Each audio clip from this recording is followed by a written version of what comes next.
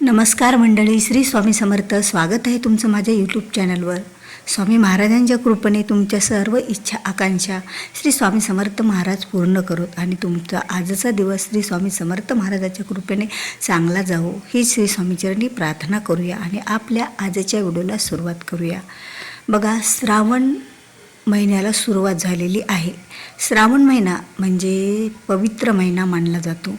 पूजा, विधी, सेवा, उपासना करण्यासाठीचा हा महिना अत्यंत असा महत्त्वाचा आणि विशेष आहे. कारण या महिन्यात ज्या काही सेवा, पूजा केल्या जातात त्याचं अखंड फळ हे आपल्याला मिळत असतं. म्हणजे त्याचं फळ आपल्यापासून कोणीही हिसकावून घेऊ शकत नाही. जे फळ आपण या पुण्य कमवतो ते पुण्य आपल्याला आयुष्यभर त्याची साथ मिळत असते. आणि श्रावण महिना म्हटलं तर महादेवाच्या पूजेला, सेवेला विशेष असं महत्त्व. पण त्याचबरोबर माता लक्ष्मी आणि श्री नारायण यांच्यासुद्धा सेवा आणि पूजा करण्याला अतिशय असं महत्त्व आहे. कारण माता लक्ष्मी, नारायण यांच्यासुद्धा पूजेला विशेष असं महत्त्व आहे. आणि श्रावण महिना हा चातुर्मासात येतो. श्रावण महिना पवित्र आणि त्यात चातुर्मास आणि चातुर्मासात श्रावण महिना, यामुळे या महिन्याला आणखीनच असं महत्त्व आलेलं आहे. हा जो श्रावण महिना आहे तो आपल्याला सर्व काही देऊ शकतो. त्याचप्रमाणे आपल्या घरात अखंड लक्ष्मी नांदावी, आपल्या घरातलं सर्व प्रकारचं दारिद्र्य दूर व्हावं हे प्रत्येक व्यक्तीला वाटत असतं. पण आपण ज्या काही सेवा, उपासना लक्ष्मी प्राप्तीच्या करतो त्या थोड्या काळापुरत्या, थोड्या वेळेपुरत्या त्या आपल्याला मदत करतात. म्हणजे त्याचं फळ आपल्याला मिळत असतं. पण ही जी सेवा मी तुम्हाला आज सांगणार आहे, ही सेवा जर तुम्ही श्रावण महिन्यामध्ये केलात तर तुम्हाला आयुष्यभर लक्ष्मी तुमची साथ सोडणार नाही.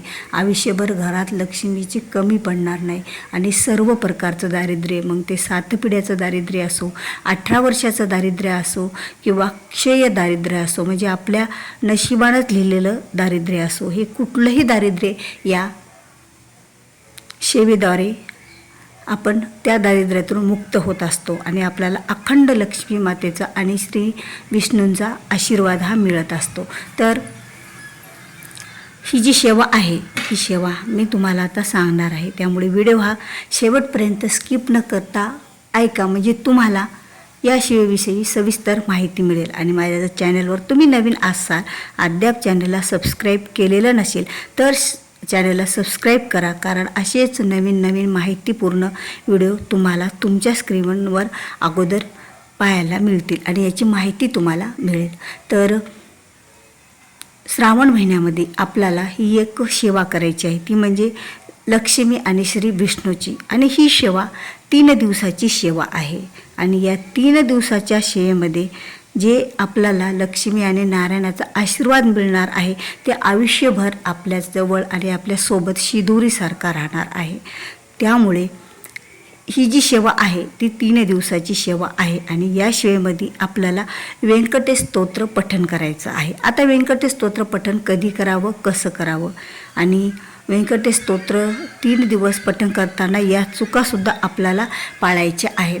तर बघा, काही नियम आपल्याला पाळावे लागतात आणि काही चुकासुद्धा आपल्याला टाळाव्याच लागत असतात. कुठलीही तुम्ही सेवा करा, उपासना करा, त्यात जर चुका होत असत्याल तर त्या उपासनेचं फळसुद्धा आपल्याला पाहिजे तेवढं मिळत नसतं. आणि सेवा करताना, कुठलीही उपासना करताना आपल्या आयुष्यावर त्याचे जे चांगले परिणाम होतात ते परिणाम टिकून राहण्यासाठी सुद्धा सेवा ही व्यवस्थितच झाली पाहिजे. तर ही जी सेवा आहे तर ती सेवा व्यंकटेश स्तोत्र पठणाची आहे. तर व्यंकटेश स्तोत्र पठण कसं करायचं बघा, तुम्ही श्रावण महिन्यातली अशा 3 रात्री निवडा. त्या 3 रात्रीमध्ये एक दिवस तरी शुक्रवार आला पाहिजे. म्हणजे तुम्ही शुक्रवारी सेवा सुरू केलात तरीही पहिली रात्र शुक्रवारची, किंवा तुम्ही बुधवारी सेवा सुरू केला तर 3री रात्र ही शुक्रवारची, किंवा तुम्ही गुरुवारी सेवा सुरू केला तर 2री रात्र ही शुक्रवारची यायलाच पाहिजे. कारण यामध्ये जो श्री व्यंकटेशाचा, जो श्री विष्णूंचा प्रिय जो शुक्रवार आहे तो शुक्रवार या सेवेमध्ये यायलाच हवा. तर ही सेवा करताना आपल्याला रात्री सेवा करायची आहे आणि उपास करण्याची काही एक गरज नाही. आपण दिवसभर जसं 2 वेळेला जेवण करतो, जसं जेवण आपण करतो नेहमीचं, तसं केलं तरीही चालेल. पण ही सेवा करताना रात्री, ज्या दिवशी तुम्ही रात्री सुरुवात करणार आहात त्या दिवशी रात्री आपल्याला 11, 11:30 वाजता म्हणजे स्नान करून घ्यायचं आहे. बघा, कुठेतरी आपण विटाळ चंडाळ असं काहीतरी आपल्याकडून दिवसभर होतो आणि ही सेवा पूर्णपणे आपल्याला व्यवस्थित करायची आहे. तर स्नान करून घ्यायचं. स्नान केल्याच्या नंतर स्वच्छ धुतलेले वस्त्र घालायचे आणि एक अशी जागा निवडा की त्या जागेवर 3 दिवस तुम्हाला ही पूजा ठेवायची आहे. मग तुमच्या देवघराच्या बाजूला कुठेतरी निवडा. मग तिथे एक चौरंग टाका. चौरंगाच्या खाली थोडंसं गोमूत्राने स्वच्छ पवित्र जागा करून घ्यायची. म्हणजे फरशी असेल तर गोमूत्र टाकून पुसून घ्यायची, स्वच्छ करून घ्यायची. चौरंगावर एक पिवळा कपडा तुम्हाला अंथरायचा आहे. कारण श्री विष्णूंना पिवळं वस्त्र किंवा निळं वस्त्र या दोन्ही वस्त्रापैकी एक कलर कुठलाही निवडा तुम्ही त्यावर टाकायचा. त्यानंतर तुमच्याकडे जी बाळकृष्णाची आपल्या घरामध्ये मूर्ती आहे, त्याला कुणी रंगनाथसुद्धा म्हणतो, लंगडा देवसुद्धा म्हणतो, तो बाळकृष्णाची मूर्ती आपल्याला तिथे ठेवायची आहे.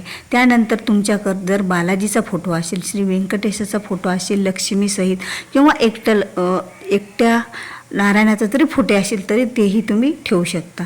त्यानंतर आपल्या श्री स्वामी समर्थ महाराजांची मूर्ती किंवा फोटोसुद्धा त्याच चौरंगावर आपल्याला ठेवायचा आहे.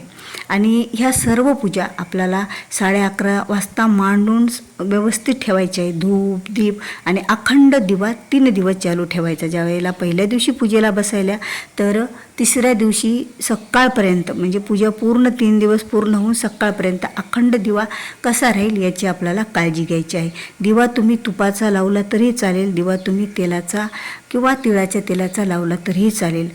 जसं तुम्हाला घडेल त्याप्रमाणे तुम्ही तिथे दिवा लावून घ्या. त्यानंतर एक सुपारी मांडायची आहे. जी सुपारी आपण पूजेची सुपारी असते बघा. सुपाऱ्या 2 प्रकारच्या असतात, एक खायची आणि एक पूजेची. ती बारकी लाल सुपारी, त्याला भरडी सुपारीसुद्धा म्हटलं जातं. ती मुठभर थोडेसे तांदूळ टाकायचे, त्यावर सुपारी ठेवायची आणि त्याची विधिवत पूजा करायची. किंवा नागवेलीच्या पाण्यावर, जोड पाण्यावर जरी सुपारी करून त्याची गणपती म्हणून पूजा केली तरीही चालेल. कारण कोणत्याही पूजेच्या अगोदर गणपती बाप्पाची पूजा ही केलीच पाहिजे.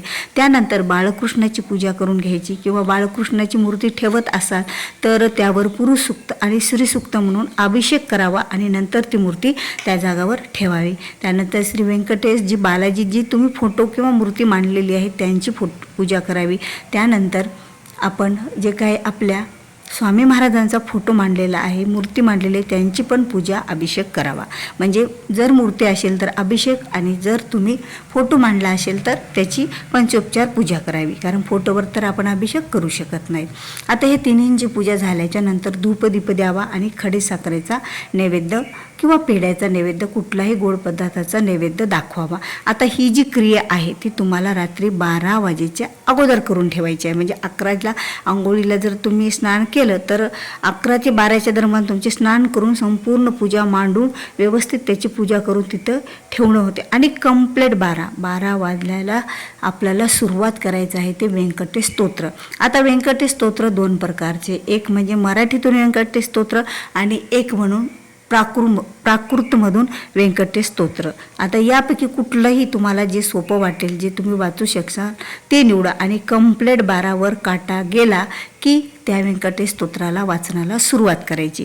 मग तुम्हाला 21 वेळा एका दिवशी व्यंकटेश स्तोत्र वाचायचं. मग कितीही वेळ लागो, तुम्हाला उजडलं तरीही चालेल 12च्या नंतर किंवा जेवढा वेळ लागेल तेवढ्या वेळात धूप म्हणजे आपली अगरबत्ती धूप चालू ठेवायचा, दिवा चालू राहायला पाहिजे आणि शांत वातावरणामध्ये रात्रीच्या वेळी तुम्हाला ते व्यंकटेश स्तोत्र 21 वेळा वाचन करायचं. आता ही क्रिया झाली एका दिवशी. आता दुसऱ्या दिवशी सुद्धा तसंच तुम्हाला रात्री, तर आता पूजा पहिल्या दिवशी मांडलेलीच राहील, त्याला फुलानं पाणी शिंपडून जागेवरच पूजा करून घ्यायची. सर्व जे आपण जेवढे देव मांडले त्यांची पूजा करून घ्यायची, खडीसाखरेचा नैवेद्य दाखवायचा आणि दुसऱ्या दिवशी सुद्धा 21 वेळा 12ला सुरुवात करून व्यंकटेश स्तोत्राचं वाचन करायचं. आता हे 2 दिवस तुमचे वाचनाचे झाले. आता तिसऱ्या दिवशी काय करायचं?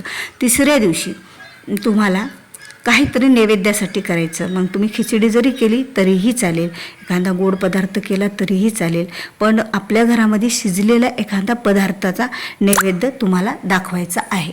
आणि त्यासोबत खडीसाखर, पेढा हा प्रसादासाठी. त्याच प्रकारे अगोदर पूजा करून घ्यायची. आता पूजा तर मांडलेलीच राहणार आहे, 3 दिवस पूजा करून घ्यायची आणि 12ला कंप्लीट व्यंकटेश स्तोत्र वाचायला सुरुवात करायचं. आणि त्याही दिवशी 21 वेळा व्यंकटेश स्तोत्र वाचायचं आणि लगेच नैवेद्य हा दाखवून घ्यायचा. कितीही वाजलेले असो, नैवेद्य दाखवून घ्यायचा. जे तुम्ही नैवेद्य करून घेणार आहात, खिचडी वगैरे, ते नैवेद्यसुद्धा दाखवून घ्यायचा. खडीसाखरेचा नैवेद्य दाखवायचा आणि 21 वेळा ते वाचन करायचं आणि तेव्हा आरती करायची. आता आरती ही गणपती बाप्पाची, श्री स्वामींची आणि श्री नारायणाची, व्यंकटेशाची जेवढ्या आरती आपल्याला येत असतील तेवढ्यांची तिन्हींची आरती करून घ्यायची. माता लक्ष्मीची आरती करायची. आणि दुसऱ्या दिवशी म्हणजे आता 3 रात्र झाल्याच्या नंतर जो दिवस उजडतो त्या दिवशी संपूर्ण पूजा नमस्कार करून त्या पूजेच्या चुकाबद्दल माफी मागून नंतर ती पूजा आपण उचलायची आहे. अशा प्रकारे आपल्याला आपल्या घरामध्ये ती पूजा मांडायची. आणि याची विधिवत अशी पूजा करून 3 दिवस 21 वेळा श्री व्यंकटेश स्तोत्र वाचन करायचं. खरंच या सेवेने आपल्या घरात अखंड लक्ष्मी माता वास करते. लक्ष्मीची घरात कधीच कमी पडत नाही. आयुष्यभर आपल्याला लक्ष्मी नारायणाची साथ मिळते आणि सर्व प्रकारचे दारिद्र्य हे दूर होते या 3 दिवसाच्या सेवेने. आणि श्रावण महिना म्हणजे चातुर्मास आणि श्रावण महिना या दोन्हीचा संयोग एकत्र झाल्या कारणाने या महिन्यात जर ही सेवा केली तर त्याचं फळ आपल्याला अधिक हे प्राप्त होत असतं. तर व्हिडिओ आवडला असेल तर व्हिडिओला लाईक करा, शेअर करा. चॅनलवर नवीन असाल तर सबस्क्राईब करा. भेटूया पुन्हा अशाच एका नवीन माहितीपूर्ण व्हिडिओसोबत. तोपर्यंत बोलत राहा. श्री स्वामी समर्थ. जय जय स्वामी समर्थ.